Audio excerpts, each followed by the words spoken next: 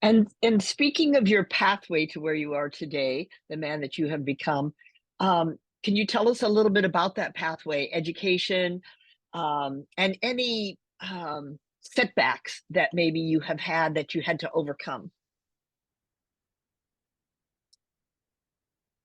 I've noticed that many people are taken aback by setbacks. For some reason, it's sad when people tell me that they gave up on their dreams, they gave up on their pursuits because they confronted setbacks. Somehow, these people had this rather erroneous or fallacious notion that everything is going to be hunky dory and it is going to be a walk in the park. That is not how entrepreneurship actually unfolds.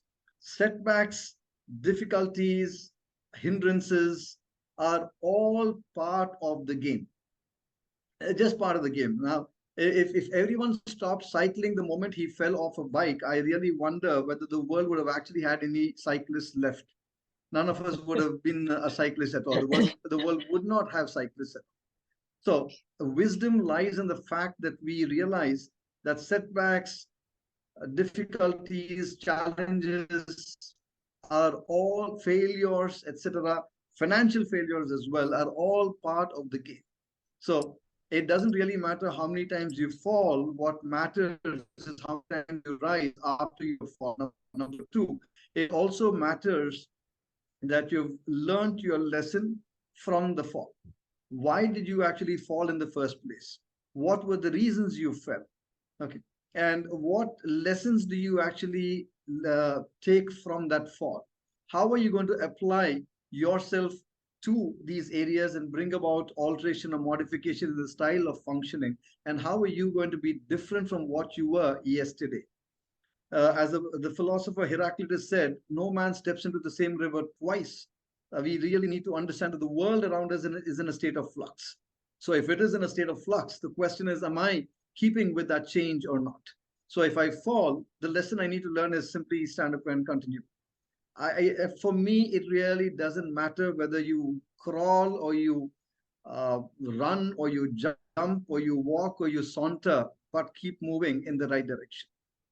Well, can you tell us about a time when you had a setback personally, or is that too personal? No, no, not at all, not at all. Setbacks with reference to my, I was an employee at a point of time. I served an organization for 7 long years. Uh, I I went the extra mile. I did more than what the organization even required of me.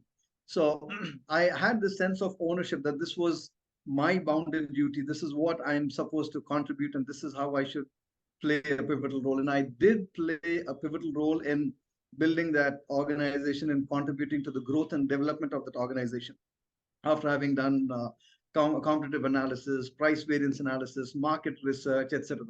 Help the organization open branches in other areas, took up underperforming branches, looked at their sister organizations that weren't actually doing well, which were actually functioning as sick businesses. I did an awful lot in terms of turning things around, and then uh, years later thereafter, I expected some kind of appreciation or a salary hike or a position, increase in position, etc. But then my boss said that it was not because of my contribution, but because of the brand as a company itself. I very humbly submitted that it is people who build the brand of a company, and it is not the company itself that is self-dependent. So uh, things went haywire, and then finally I had to plunge into entrepreneurship. And I'm glad that this incident actually transpired in my life, because until then I had this rather fantastic or uh, incorrect idea about entrepreneurship. I always told myself that one day when I have sufficient bank balance, that day I will quit my job and step into entrepreneurship. Until I realized that when you have a vision and you have the skills required to deliver that vision, you simply start. It's as simple as that. There is no reason why you should wait for a specific date to start what you want to start. So if you have a dream, go there and live it. It's as simple as that. So then finally I plunged into entrepreneurship, and then it's been a fantastic ride ever since then. The ride of learning, constantly learning, improving, challenging yourself, so on and so forth. So that was my setback, and that's how I coped with it. Wow. Is there anything that no one knows about you?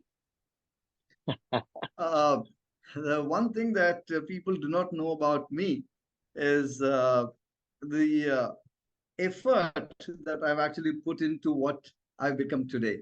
Sometimes in my conversations with students, I often hear them make remarks such as, "Sir, your life is all set. You lead this, uh, you know, this life of your dreams. So it is all so wonderful for you."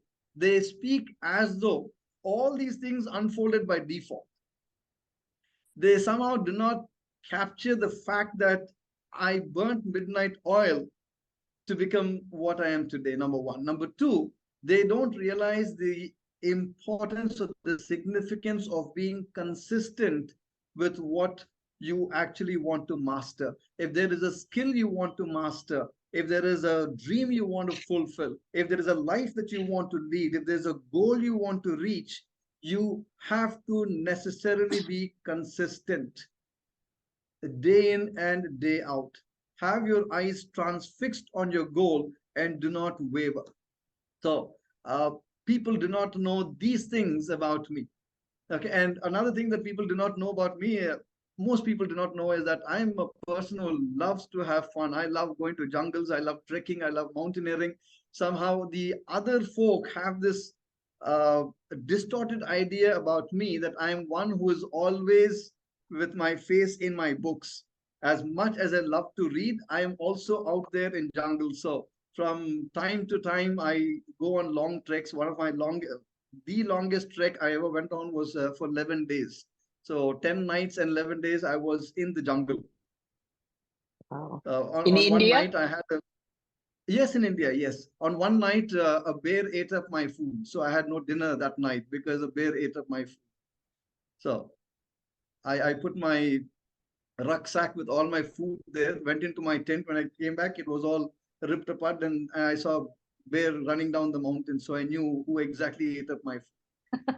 So this Wow. is So I often one tell thing my, that, I often tell my students that people's hobbies can be very insightful as to their character, and that says yeah, a lot about you and your adventurous spirit. And yeah, yes.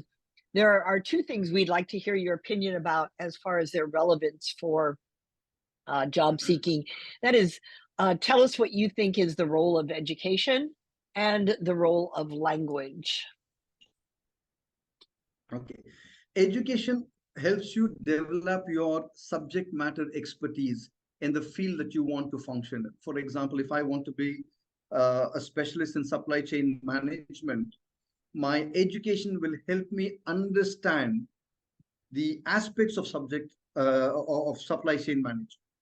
But ultimately, if I'm not able to apply that knowledge, or if I'm not able to communicate that knowledge to others, then all of that knowledge is of no use at all. How does it matter if I'm a subject matter expert who is not able to communicate or transfer that knowledge to others and replicate that expertise in the lives and the work of other individuals? It is of no use at all. So language is absolutely indispensable to excellence at the work front.